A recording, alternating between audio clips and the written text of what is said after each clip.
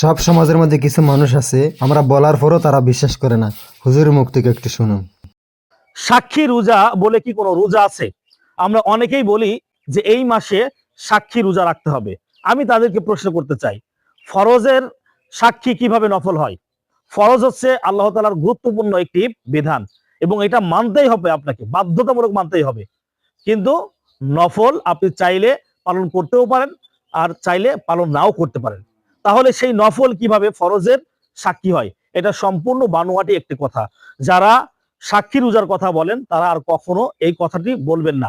সাক্ষী রোজা রমজানের 30টি রোজা রাখলে আপনি 30টি সওয়াব অবশ্যই পাবেন, কিন্তু অনেক মা বোনেরা বলে রমজানের 30টি রোজা এটা কবুল হওয়ার জন্য 6টি রোজা রাখতে হবে, 6টি রোজা না রাখলে রমজানের 30 রোজা হবে না। তারা ভুল সিদ্ধান্ত নিয়েছেন। এরকম কোনো হুজুর কোনো কোরআন কিতাবের মধ্যে নেই।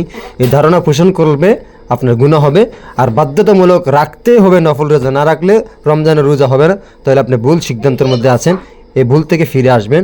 ভিডিওটি শেয়ার করে সকলকে জানিয়ে দিবেন।